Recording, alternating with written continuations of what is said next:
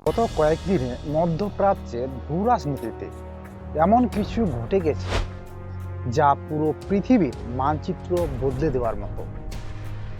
একদিকে ইরানের সর্বোচ্চ নেতার সরাসরি আঞ্চলিক যুদ্ধের হুমকি, অন্যদিকে ডোনাল্ড ট্রাম্পের রহস্যময় পাল্টা হুঁশিয়ারি।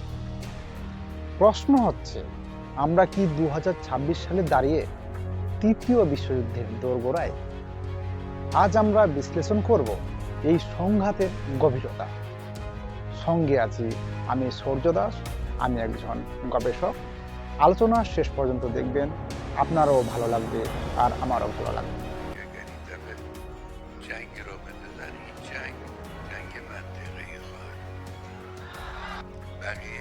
এই চলিত মাসের 1 তারিখে আয়াতুল্লাহ খোমেনির মাজারে দাঁড়িয়ে ইরানের সর্বোচ্চ নেতা আয়াতুল্লাহ আলী খামেনি যে ভাষণটি দিলেন তা কেবল শব্দ কিন্তু ছিল না, ছিল যুদ্ধের স্পষ্ট রণধ্বনি।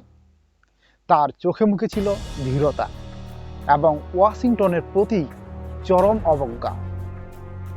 খামেনি সরাসরি হুঁশিয়ারি দিয়ে বলছেন যে আমেরিকা যদি ইরানের উপর একটি বুলেটও ছোড়ে, তবে তার প্রতিক্রিয়া কেবল ইরানের ভৌগোলিক সীমানায় সীমাবদ্ধ থাকবে না। আমাদের বুঝতে হবে, খামেনির আঞ্চলিক যুদ্ধ শব্দবন্ধের নৈপথ্য শক্তিকে। ইরান দীর্ঘ সময় ধরে মধ্যপ্রাচ্যে তাদের প্রক্সি বা ছায়া বাহিনী গড়ে তুলেছে। লেবাননের হিজবুল্লাহ, ইরাকের শিয়া মিলিশিয়া, সিরিয়ার বাশার আল আসাদ সরকার এবং ইয়েমেনের হুতি বিদ্রোহীরা সরাসরি তেহরানের নির্দেশে পরিচালিত হয়। খামেনির হুমকির অর্থ হল, যুদ্ধ শুরু হলে এই প্রতিটি ফ্রন্ট একযোগে ইসরায়েল এবং মধ্যপ্রাচ্যে মোতায়েন মার্কিন সামরিক ঘাঁটিগুলোর উপর ঝাঁপিয়ে পড়বে।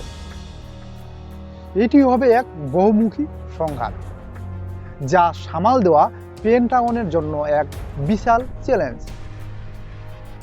আন্তর্জাতিক কূটনীতিতে এই ভাষণ একটি কম্পন সৃষ্টি করেছে, কারণ ইরান এখন আর কেবল প্রতিরক্ষামূলক অবস্থানে নেই, বরঞ্চ তারা সরাসরি পাল্টা আঘাতের কৌশল গ্রহণ করেছে।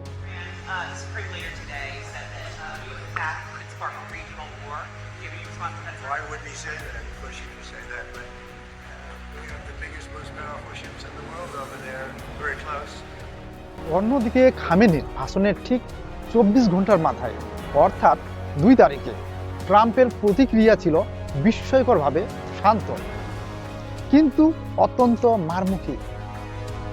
সাংবাদিকরা যখন তাকে খামেনির হুমকি নিয়ে প্রশ্ন করেন, ট্রাম্প চিরাচরিত আত্মবিশ্বাসের সাথে হাসি মুখে উত্তর দেন, দেখা যাক খামেনি সঠিক কিনা।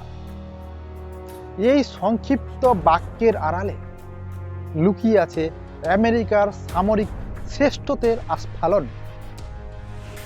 ট্রাম্প স্পষ্ট করে দিয়েছেন যে ইরানের সামনে মাত্র 2টি পথ খোলা আছে। প্রথমত, একটি বিশাল চুক্তি, যেখানে ইরানকে তাদের ব্যালিস্টিক মিসাইল প্রোগ্রাম এবং আঞ্চলিক প্রভাব সম্পূর্ণ ত্যাগ করতে হবে।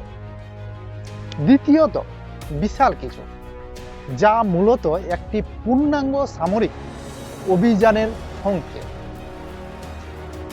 এই হুমকির বাস্তব প্রমাণ হিসেবে ট্রাম্প ইতিমধ্যেই পারস্য উপসাগরের দিকে পাঠিয়ে দিয়েছেন আমেরিকার সবথেকে শক্তিশালী super carrier USS Abraham Lincoln.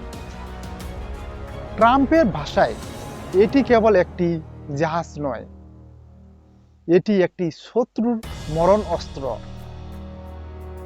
এটি ইরানের উপকূল রেখায় এক বিশাল মনস্তাত্ত্বিক চাপ সৃষ্টি করেছে। বর্তমান সংকটের কেন্দ্রবিন্দুতে রয়েছে বিশ্বের অন্যতম গুরুত্বপূর্ণ কৌশলগত পয়েন্ট, হরমুজ প্রণালী।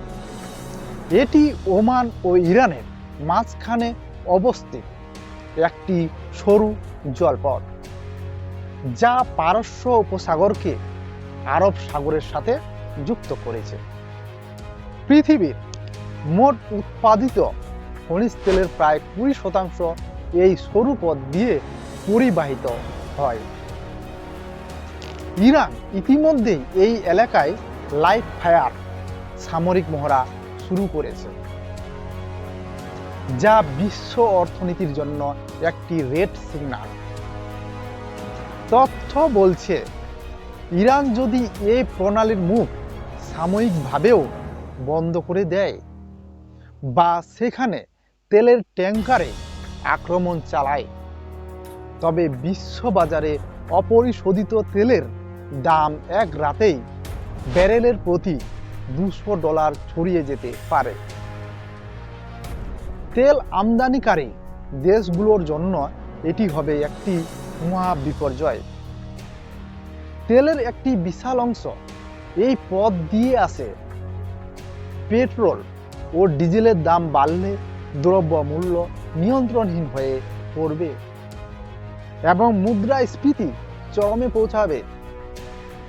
ট্রাম্প কি বিশ্ব অর্থনীতিকে এই ঝুঁকির মুখে ফেলবেন, নাকি ইরানের উপর আরও কঠোর অর্থনৈতিক নিষেধাজ্ঞা জারি করে তাদের তেলের বাজার সম্পূর্ণ ধ্বংস করে দেবেন? এটি এখন বড় প্রশ্ন। অন্যদিকে যুদ্ধের এই প্রকাশ্য দামামার আড়ালে আরেকটি গভীর খেলা চলছে, ইরানের অভ্যন্তরীণ শাসন ব্যবস্থার পরিবর্তন।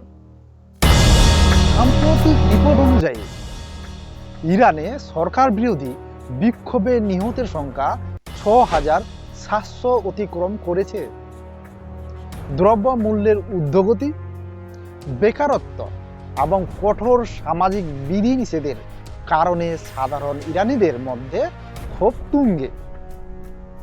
ট্রাম্প প্রশাসন সম্ভবত বুঝতে পেরেছে যে ইরানের সাথে সরাসরি যুদ্ধ করা ব্যয়বহুল হতে পারে। তার চেয়ে অনেক কার্যকর উপায় হলো অর্থনৈতিকভাবে ইরানকে শ্বাসরোধ করা এবং ভেতরের অস্থিরতাকে উস্কে দেওয়া। নতুন এবং কঠোর নিষেধাজ্ঞার ফলে ইরানের মুদ্রা রিয়াল প্রায় মূল্যহীন হয়ে পড়েছে। তেহরানের রাজপথ এখন যুদ্ধের ভয়ের চেয়েও অভাবের তাড়নার বেশি উত্তাল। একদিকে সামরিক শক্তির হুমকি আর অন্যদিকে ধসে পড়া অর্থনীতি। ইরান সরকার এখন শাকের করাতের মতো পরিস্থিতির সম্মুখীন।